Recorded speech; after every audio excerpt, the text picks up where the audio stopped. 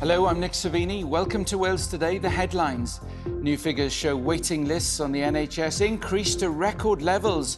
The new health minister appeals to the public for patience. It's not a switch that we can flick overnight, but what we will do is to stand by people if they are suffering, if they are in pain, to make sure that they can be helped with that pain. We assess what can be done to bring the backlog down when health staff are still exhausted from dealing with COVID. Good evening. The latest waiting list figures have yet again revealed the scale of the job facing the health service as it tries to recover from the pandemic.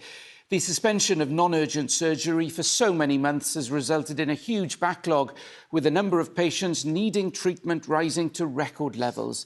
The figures show almost 570,000 people were on waiting lists in March. That's equivalent to more than 18% of the Welsh population. Tonight, Wales's new health minister says the situation won't improve quickly, but insists she's got the guts to make difficult decisions. Here's our health correspondent, Owain Clark.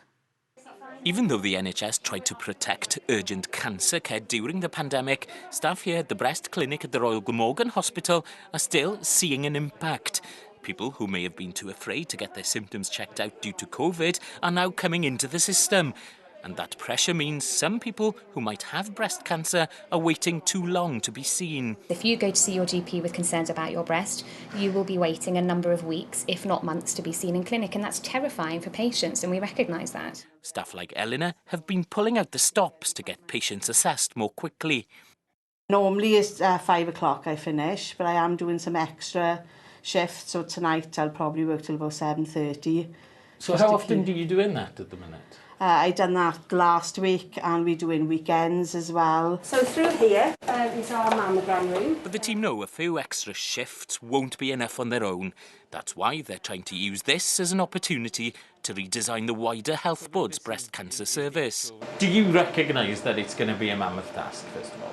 Definitely. I think this is going to be the largest task in my working lifetime. I.e.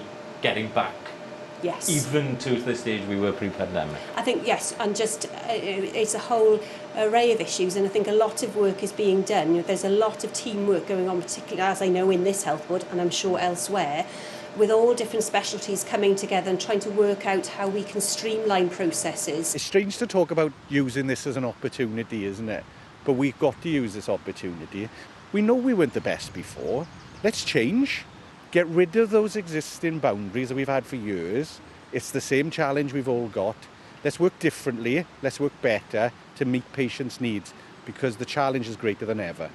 So what's happening here at the Royal Glamorgan Hospital is just one example of how the NHS more generally is having to think of ways of getting people through the system more quickly, to start chipping away at that backlog that's been caused by the pandemic, a backlog that has risen to levels that would have been hard to imagine before COVID arrived. And that's plain to see if you look at particular treatments. For trauma and orthopaedics, the waiting list has increased by 457% since March last year. For general surgery, it's almost double that, an 841% rise. And for people waiting more than 9 months for any kind of planned treatment, just look at how the numbers have shot up. And it's the job of the health minister at a desk only a matter of days to try to bring them down. I think there's a gargantuan task ahead of us when we look at the number of people on waiting lists in Wales who are suffering, who are in pain.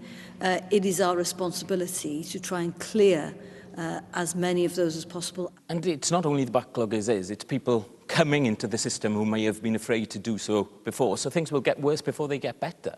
We expect this to take over 5 years, or 5 years for us to really address this issue. It's not a switch that we can flick overnight, but what we will do is to stand by people if they are suffering, if they are in pain, to make sure that they can be helped with that pain. Surgeons are saying, you know, what we need is hospitals without emergency departments focusing on this backlog and this backlog only. Yet when health boards have suggested doing that in the past, they faced massive criticism and protests. Have you got the guts to do those difficult decisions? I've certainly got the guts to make difficult decisions. The difficulty, I think, will be to make sure that we bring those people on the front line with us. So tackling the backlog can't be just a case of doing business as usual. And for NHS staff, who've given so much, the challenge could be as big, if not bigger, than dealing with the pandemic itself.